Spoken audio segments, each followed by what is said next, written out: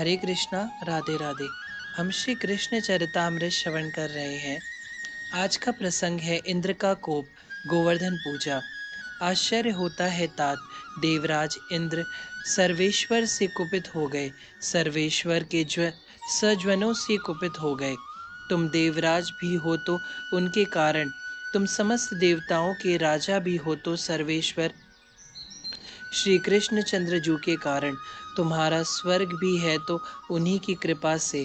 हाँ, तुम का कर्म इंद्रिय हाथ के देवता हो, अब देवराज हो।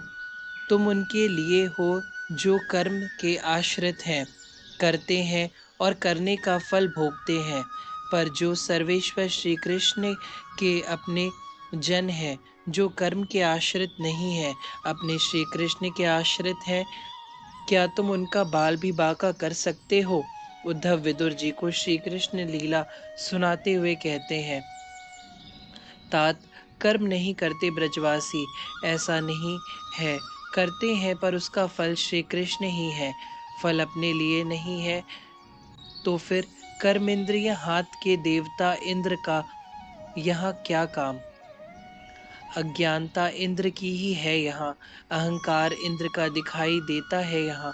पर इतना तो विचार करो, तुम एक देवता के राजा मात्र हो, स्वर्ग के अधिपति हो ही तो हो। पर हमारे गोलोक बिहारी कन्हैया की एक पलक गिरती है तो तुम्हारे जैसे हजारों इंद्र जन्मते हैं और मर भी जाते हैं। ओह, इंद्र को क्रोधोन्माद हो उठा। सुर होने के बाद भी असुरी भाव ने इंद्र को जकड़ लिया। पर इन सब से अपने नन्हे कन्हैया को क्या फर्क पड़ने वाला था? इसे आनंद आता है, इसका आहार ही है अहंकार। ये अहंकार का ही भोजन करता है। क्या मेरी पूजा अर्चना त्याग दी उन अहिरों ने? देवराज इंद्र एकाएक क्रोधित हो उठे थे अपनी अमरापुरी में। नारायण नारायण, इतना ही नहीं, तुम्हारा जो इंद्र ध्वज था उसे भी उखाड़ कर फेंक दिया है उन ब्रजवासियों ने। देवऋषि नारद जी आंखें मटका मटका कर इंद्र को बता रहे हैं, उन गोपों ने आपकी घोर अवज्ञा की है देवराज। आपका आवाहन तक नहीं किया गया इस वर्ष।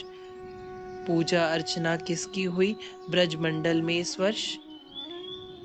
इंद्र ने देवऋषि से पूछा। आपका तो घोर अपमान ही हो गया। गोवर्धन पर्वत की पूजा की गई है इस वर्ष, आपका नाम भी लेना उन लोगों ने उचित नहीं समझा। इंद्र सदियों से चली आई आपकी पूजा रोक दी गई, ये आपका घोर अपमान है। देवऋषि आग लगा रहे हैं। इंद्र का कोप बढ़ने लगा था। किसने किया यह दुस्साहस? कौन है वह जिसने मेरी पूजा छुड़वाकर गोवर्धन की पूजा करवाई? इंद्र के क्रोध से उसका सिंहासन हिल रहा था। कृष्ण ब्रजपति नंद का पुत्र है, कृष्ण नाम है उसका।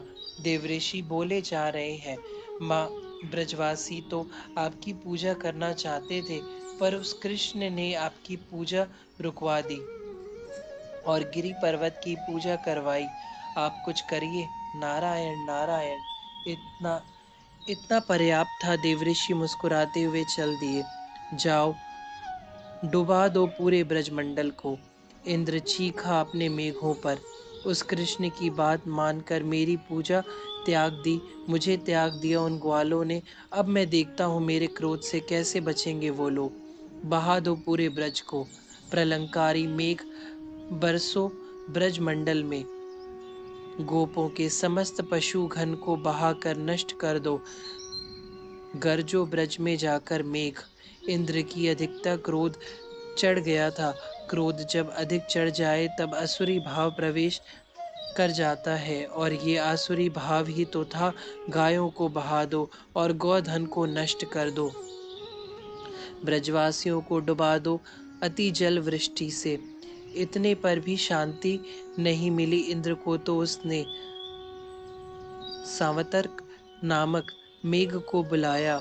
उद्धव बोले, यह मेघ प्रलय में ही बरसता है। उसको बुलाकर आज्ञा दी कि बरसो, ब्रज को जैसे ही भी हो बहा दो। ब्रजवासियों को डुबाकर मार दो। मैं भी आ रहा हूँ। ऐरावत हाथी में बैठकर, और मेरे हाथ में ब्रज भी होगा। ऐसे नहीं मरेंगे ब्रजवासी तो मैं वज्रपात करूंगा। उद्धव बोले। देवऋषि नारद ऊपर से इंद्र के क्रोध का निरीक्षण कर रहे थे। वह हंसे। अरे पागल इंद्र, ये ऐरावत हाथी समुद्र से ही तो निकला है, और समुद्र भगवान नारायण का घर है। ये ऐरावत नारायण की स्तुति है, तुम्हारी नहीं। ऐरावत मूल रूप से नारायण का ही है। उनका एक संकेत मिले तो सूंड से उठाकर पैरों से तुझे ही तेरा वाहन ऐरावत कुचल देगा। और हाँ, ब्रजराज पर भरोसा मत करना। उस ब्रज में भी उन्हीं की ही शक्ति है। लेकिन देवऋषि प्रसन्न होकर अब आगे की लीला देखने लगे थे कि लीलाधारी इस इंद्र को कैसे मजा चखाते हैं। हरे कृष्णा। राधे राधे।